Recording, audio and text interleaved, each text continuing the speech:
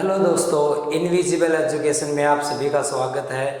और आज हम कुछ क्वेश्चन करने वाले हैं अपने सीईटी और एच टेट को फोकस करके। उम्मीद है आपके एग्जाम में ये आपको काम आएंगे और आप अच्छी स्पीड से कर पाएंगे। चलिए आज का पहला क्वेश्चन देखते हैं। पहला क्वेश्चन कहा कि दो वस्तुओं को समान लागत मूल्य पर खरीदा गया। पहली वस्तु को 20% लाभ पर और दूसरी को 25% हानि पर बेचा, तो कुल लाभ या हानि प्रतिशत ज्ञात कीजिए। क्वेश्चन में क्या कहा कि दोनों का हमारे पास क्या है, क्रय मूल्य बराबर है। अब यहाँ पे हम काम करेंगे परसेंटेज पे। 20% क्या होता है हमारे पास, 20% होता है 1/5। अब यहाँ पे अगर प्रॉफिट हुआ है तो 5 से 1 ऐड हो जाएगा, कितना बना, 5 से 6 बना। 25% हानि हमारा फ्रैक्शन क्या बनती है, 1/4, तो 4 से 1 रुपए की हानि हो गई तो 3। अब हमारे पास क्वेश्चन में कहा था कि क्रय मूल्य बराबर है, तो यहाँ पे मेरे पास कॉस्ट प्राइस 5 और यहाँ पे है 4, दोनों अलग अलग है तो इक्वल करेंगे। और ये हमारे हैं सेलिंग प्राइस। इक्वल करने के लिए मैं क्या करूं कि यहाँ से 5 से मल्टीप्लाई कर दूं और यहाँ के 4 से इनको मल्टीप्लाई कर दूं, तो इक्वल बन जाएंगे हमारे। तो यहाँ पे हमारे पास नए कॉस्ट प्राइस और सेलिंग प्राइस का रेशियो निकल के आया, 4 से किया तो 20 और 4 से 24, 5 से किया तो ये हो गया 20 और 5 से 15। तो टोटल मैंने यहाँ पे कितने में खरीदा, 40 में, और यहाँ पे बेच कितने में दिया, 39 में। तो मेरे को यहाँ पे क्या हुआ, 1 रुपए की हानि हो रही है। अब हानि प्रतिशत निकालनी है ना, तो डिवाइड में क्या होगा, कॉस्ट प्राइस, और मल्टीप्लाई में क्या होगा 100, और 40 को 100 से कट करेंगे तो 42 जा 80 डेसिमल और 45 जा, तो क्या होगा 2.5% का लॉस हुआ था। तो उम्मीद है इस तरह के क्वेश्चन आप बना पाएंगे। चलिए अगले क्वेश्चन की तरफ बढ़ते हैं। आज का सेकंड क्वेश्चन है कि एक शहर की जनसंख्या 8000 है हमारे पास। पहले वर्ष ये 10% बढ़ी, तो 10% हमारा फ्रैक्शन क्या होता है, 1/10। तो अगर शुरुआत में 10 थी तो कितनी होगी, 11। दूसरे वर्ष 5% घटी है, तो 5% का अगर फ्रैक्शन बनाए तो क्या होगा, 1/20 की। परसेंटेज को जब भी हटाते हैं तो डिवाइड में 100 लेते हैं, इनको कट करेंगे 1/20 आएगा। अब घटी है तो क्या होगा, 1 कम हो गया, तो 20 से कितना हो गया, 19। फिर तीसरे साल क्या हुआ, 20% फिर बढ़ गई, तो 20% हमारा क्या होगा, 1/5, तो 5 से 1 बढ़ गई 6। अब 3 साल के बाद हमारी नई जनसंख्या क्या होगी हमें बताना है। तो उम्मीद है आप आगे कर पाएंगे इस कैलकुलेशन को सॉल्व। तो कमेंट में बताइए हमारे पास 3 साल के बाद जनसंख्या क्या होगी। चलिए आगे क्वेश्चन पे बढ़ते हैं। थर्ड क्वेश्चन हमारे पास है, 20 व्यक्तियों की समूह में औसत आयु 21 वर्ष है। 20 मैन है हमारे पास और एवरेज एज दे रखी है 21। एवरेज एज का मतलब क्या है कि सभी हमारे पास 21 साल के हैं। अगर एक आदमी 20 साल का है, एवरेज से 1 कम है, तो दूसरा इंसान क्या होगा, एवरेज से 1 ज्यादा होगा, तो ओवरऑल वो कितना हो जाएगा, 21 साल ही रहेगा। मानिए कि एक 20 साल का और एक 22 साल का है, तो क्या हुआ, ये अगर 1 कम है तो ये 1 ज्यादा हो गया, तो ओवरऑल अगर 20 और 22 दोनों को ऐड करके 2 से डिवाइड करूं तो मेरे पास 21 ही आएगा। एवरेज का यही फार्मूला होता है कि जितने नंबर हैं उनको ऐड कीजिए और फिर डिवाइड में हम क्या लेंगे, नंबर ऑफ टर्म।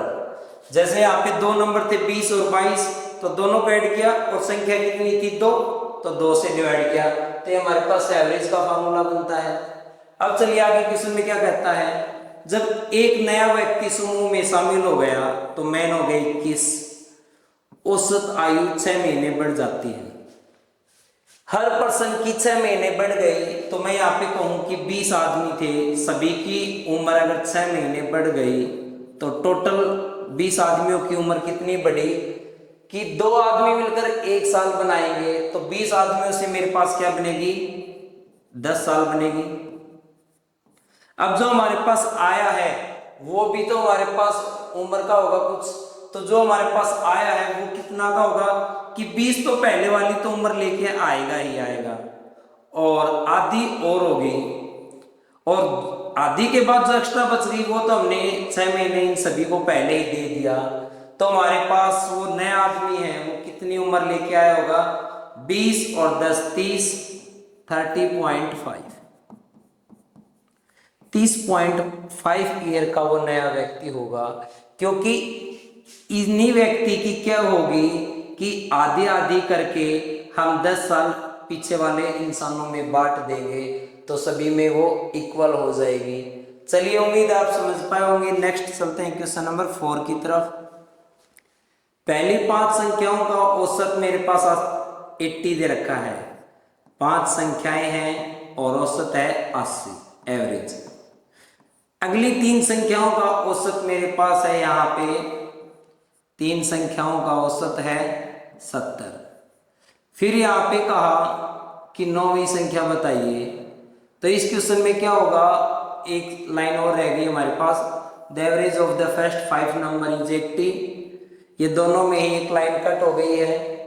इसमें क्या रहा होगा कि हमारे पास पहली 9 संख्याओं का औसत होगा, पहली 9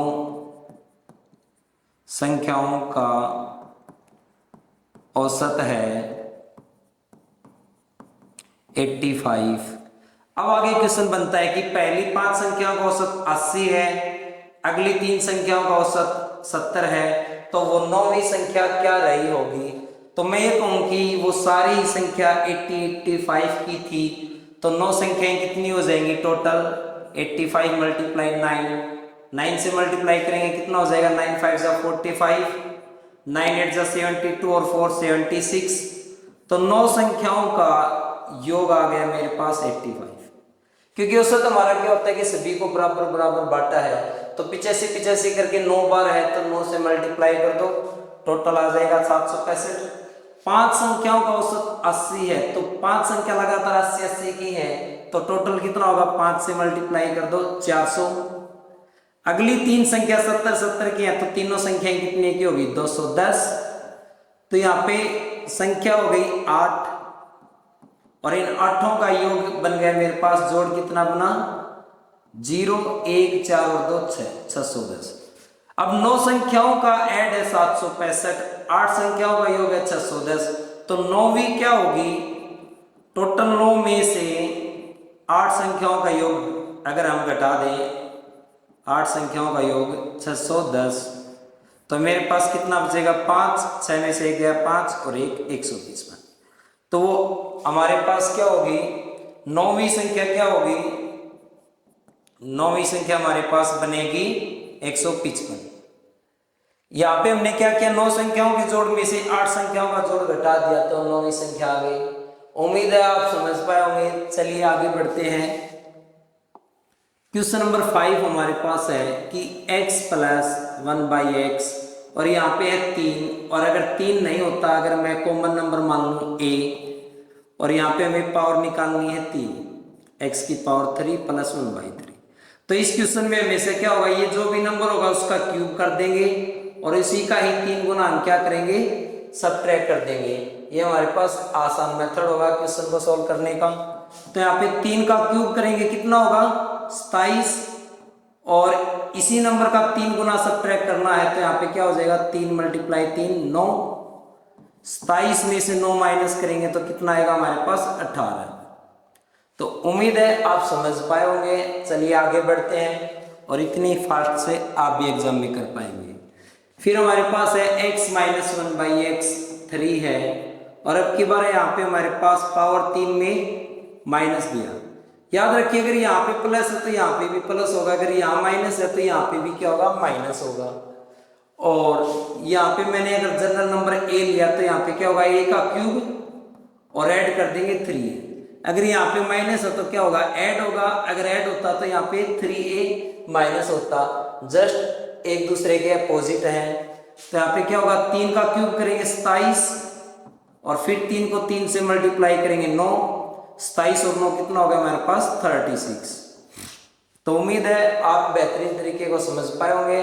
चलिए आगे बढ़ते हैं इसी सीरीज पे। क्वेश्चन नंबर 7 दिया कि 5,000 रुपए 12% वार्षिक ब्याज की दर पर साधारण ब्याज और चक्रवृद्धि ब्याज के अंतर निकालना है अगर टाइम 2 वर्ष का हो। अगर हमारे पास टाइम 2 वर्ष का है तो फॉर्मूला बनता है अंतर का P मल्टीप्लाई रेट डिवाइड में 100 पूरे की पावर टाइम। अंतर हमें निकालना है तो प्रिंसिपल कितना था 5,000 रुपए, जो मूलधन है उसको हम प्रिंसिपल कहेंगे। रेट क्या है 12% और डिवाइड में 100 और इसकी पावर टाइम। टाइम था मेरे पास 2 साल का तो पावर 2 हो गई, तो यहाँ पे बनेगा 5,000। 12 का स्क्वायर क्या बनेगा 144 और 100 का स्क्वायर क्या बनेगा 10,000 या फिर 2 बार 100 की मल्टीप्लाई। तो ये 2 जीरो यहाँ से कट हो गई, 1 जीरो यहाँ से, 5 से 2 और 2 से ये 72। तो यहाँ पे क्या होगा 72 रुपये हमारे पास 2 साल के चक्रवृद्धि ब्याज और साधारण ब्याज का अंतर होगा। चलिए अब नया क्वेश्चन करते हैं, वहां पे हमारे पास 3 साल का अंतर होगा, तो क्वेश्चन को कैसे करेंगे। यहाँ पे हमारे पास है कि 8,000 रुपये और 3 वर्षों के लिए है, तो यहाँ पे 3 वर्षों के लिए अंतर का फॉर्मूला बनेगा। पहले तो 2 साल का जो फॉर्मूला है वही रिपीट होगा और उसके साथ में आगे ऐड हो जाएगा हमारे पास मल्टीप्लाई में होगा 300 प्लस रेट डिवाइड में 100। तो यहाँ पे हमारे पास क्या बनेगा 8,000 रुपये, रेट का स्क्वायर 5 का स्क्वायर 25 हो गया और फिर 100 का स्क्वायर 10,000। 300 में 5 ऐड करेंगे 305 हो गया और डिवाइड में क्या होगा 100 होगा। उम्मीद है आप समझ पा रहे होंगे। तो यहाँ पे हमारे पास कैंसिल करेंगे तो ये 3 जीरो यहाँ से कट हो गई, 25 की टेबल में 4 पे और 4 से ये 2 पे, फिर यहाँ पे 2 से ये कट हो गया हमारे पास 5 पे और फिर 5 से इसको कट किया तो 61। तो हमारे पास आंसर क्या आया 61 रुपये होगा 3 साल के चक्रवृद्धि ब्याज और साधारण ब्याज। अब हमारे पास यहीं से क्वेश्चन आ सकता है कि 3 साल के कंपाउंड इंटरेस्ट और सिंपल इंटरेस्ट का अंतर डिवाइड में हमारे पास रेशियो में ले लिया 2 साल के कंपाउंड इंटरेस्ट और सिंपल इंटरेस्ट। अब इनका रेशियो पूछ सकता है, तो यहाँ पे 3 साल का तो फॉर्मूला ये था और 2 साल का फॉर्मूला यहाँ तक सेम रिपीट होता है। तो जब हम इनको डिवाइड करेंगे तो ये नंबर तो कट हो जाएगा, तो क्या बचता है सिर्फ 300 प्लस रेट डिवाइड में 100। तो ये क्वेश्चन भी कई बार एग्जाम में रिपीट हुआ है, आप इसको भी याद रख के चलिए कि यहाँ से आपसे रेट पूछ सकता है। मान लो मैंने यहाँ पे इनका रेशियो दे दिया 3 साल के कंपाउंड इंटरेस्ट और सिंपल इंटरेस्ट का और 2 साल के कंपाउंड इंटरेस्ट और सिंपल इंटरेस्ट के डिफरेंस का मैंने कहा रेशियो है 19:6। तो अब यहाँ से हमारे पास क्या हो जाएगा 6 यहाँ पे है तो दोनों के साथ मल्टीप्लाई होगा 1800 और 6R और इक्वल में 100 उधर जाएगा तो 1900 हो जाएगा। 1800 वहाँ पे जाके माइनस हो जाएगा तो 6R कितना बचा 100। तो रेट क्या आएगी हमारे पास 100 डिवाइड में 6, ये 6 मल्टीप्लाई के इधर डिवाइड में हो जाएगा तो रेट क्या बनी 50 डिवाइड में 3 और 50 डिवाइड में 3 कितना होता है 16, 2/3%। तो उम्मीद है इस तरह के क्वेश्चन भी आप एग्जाम में लगा पाएंगे। यहाँ से हमारे पास 3 क्वेश्चन बनते थे, तीनों हमने रिवाइज किए हैं। उम्मीद है आपके एग्जाम में एक जरूर आए। चलिए आगे बढ़ते हैं क्वेश्चन नंबर 9 की तरफ। 9 क्या कहता है, एक रेलगाड़ी की चाल 60 किलोमीटर प्रति घंटा है। रेलगाड़ी की लंबाई है 140 और उसे 260 मीटर लंबे प्लेटफॉर्म को पार करना है, तो समय कितना लगेगा। समय का फॉर्मूला होता है डिस्टेंस अपॉन टाइम, और जब भी ट्रेन किसी डिस्टेंस को पार करेगी ना तो उसकी भी डिस्टेंस ऐड हो जाएगी। यहाँ पे अगर कोई सुरंग होती या प्लेटफॉर्म होता तो वो डिस्टेंस भी क्या होगी ट्रेन की डिस्टेंस में ऐड हो जाएगी। किसी भी आदमी और खंबे की कोई डिस्टेंस नहीं होती तो वो नेगलेक्ट रहती है, बिल्कुल ना के बराबर होती है। तो उस केस में हम सिर्फ ट्रेन की डिस्टेंस लेते हैं। यहाँ पे हमारे पास क्या होगा प्लेटफॉर्म की ऐड होगी, तो स्पीड हमारे पास है 60, डिस्टेंस हमारे पास क्या है 260 और 140, ये दोनों मीटर में है तो इसको भी मीटर में बदल लो। मीटर में बदलेंगे तो क्या होगा 5/18 से मल्टीप्लाई। अब यहाँ पे इन दोनों का ऐड किया तो 200 और 300, ये हमारे पास हो गया 400 और डिवाइड में हमें टाइम निकालना है। 6 से होगा 10 पे और 6 से हो गया 3।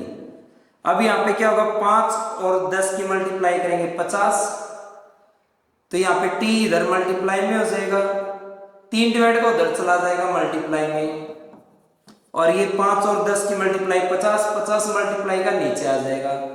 तो टाइम हमारे पास आ गया 5 से कट किया 8 जा पे, और यहाँ पे टाइम बना 8 3 जा 24। मीटर के साथ हमारे पास यूनिट क्या होती है, सेकंड होती है, तो यहाँ पे टाइम किस में आ गया हमारे पास, सेकंड में आ गया। तो 24 सेकंड हमारा क्या होगा, यहाँ पे बी ऑप्शन राइट आंसर होगा। उम्मीद है आप समझ पाए होंगे।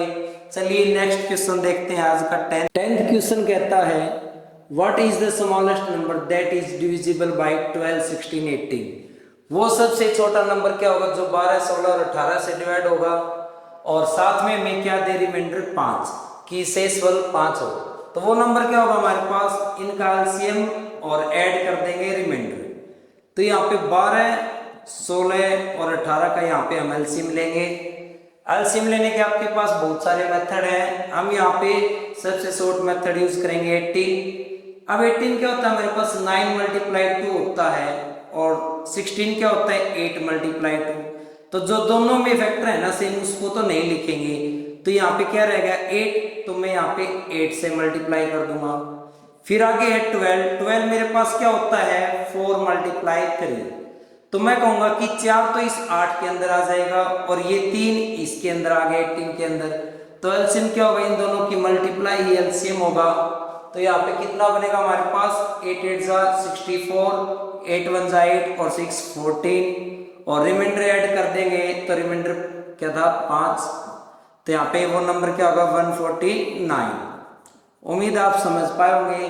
चलिए अगला क्वेश्चन देखते हैं। आगे यहाँ पे क्या कहा, यदि HCF 13 और LCM 273 है, यदि दोनों संख्याएं 13 से बड़ी हैं तो उन संख्याओं का योग क्या होगा। तो यहाँ पे हमारे पास एक फॉर्मूला होता है कि पहला नंबर मल्टीप्लाई दूसरा नंबर और इक्वल होता है HCF मल्टीप्लाई LCM। यहां से एक और होता है कि जो LCM है ना वो पूरा डिविजिबल होता है किससे, HCF से। ये क्वेश्चन भी कई बार एग्जाम में आया हुआ है कि इनमें से कौन से HCF और LCM हो सकते हैं। तो यहाँ पे अगर मैं ऑप्शन दूं 9 27 4 और यहाँ पे 6 और आगे हमने ले लिया 5 25 और 6 के साथ हमने ले लिया 24, तो ये डिविजिबल है, ये भी डिविजिबल और ये भी डिविजिबल है। ये 4 है ना पूरा डिविजिबल नहीं है, 8 होता तो पूरा डिविजिबल होता है, 6 है तो पूरा डिविजिबल नहीं हो रहा, तो ये किसी भी नंबर के HCF और LCM नहीं हो सकते। तो इस तरह के क्वेश्चन भी आपको पेपर में मिल सकते हैं। अब इसी क्वेश्चन पे आते हैं कि HCF 13 है, तो जो भी नंबर होते हैं ना वो क्या होते हैं HCF से मल्टीप्लाई होके बनते हैं। तो पहला नंबर मैंने मान लिया 13A और दूसरा मैंने मान लिया 13B, दोनों ही HCF से मल्टीप्लाई होके बने हैं। फिर आगे HCF 13 और LCM है 273। 13 से तो ये कैंसिल हो जाएगा और इस 13 से ये कैंसिल होगा, 13 2 जा 26 और 13 1 जा 13। तो A और B की मल्टीप्लाई मेरे पास आ गई 21। अब 21 किन नंबर्स की मल्टीप्लाई होता है जरा सोचिए। तो मैं कहूंगा 1 और 21 की मल्टीप्लाई और 3 और 7 की, सिर्फ यही हमारे पास नंबर होते हैं। तो हमारे पास दो पॉसिबिलिटी बनी है, अब इनमें से कौन सा करेक्ट आंसर होगा इसको पहचानना है। तो मैंने कहा था दोनों नंबर क्या होंगे HCF से मल्टीप्लाई होके बनते हैं। तो अगर मैं पहला ऑप्शन लूं ये, तो नंबर क्या होंगे 13 मल्टीप्लाई 1 13 और दूसरा क्या होगा हमारे पास 13B 13 मल्टीप्लाई 21। क्वेश्चन में क्या कहा था दोनों संख्या 13 से बड़ी है, यहाँ पे पहली संख्या 13 से इक्वल है, 13 से बड़ी तो नहीं है, तो यह नहीं हो सकता हमारे पास ऑप्शन। तो हमारा करेक्ट ऑप्शन क्या होगा, ये होगा। तो हमारे पास नंबर बने हैं वो 13 और 3 की मल्टीप्लाई और 13 और 7 की मल्टीप्लाई। तो यहाँ पे कितना हो जाएगा हमारे पास 39 और ये कितना हो जाएगा हमारे पास 91 और इन दोनों का ऐड क्या बनेगा 130। उम्मीद है आप समझ पाए होंगे। आज के लिए इतने ही क्वेश्चन रखते हैं, फिर मुलाकात होगी और फिर मुलाकात के लिए आपको काम करना होगा कि बेल आइकन को ऑन रखें और चैनल को सब्सक्राइब करें और थोड़ी और मदद करें, अपने साथियों के साथ फैलाएं, शेयर करें चैनल को। फिर मिलते हैं, आप सभी का बहुत बहुत धन्यवाद।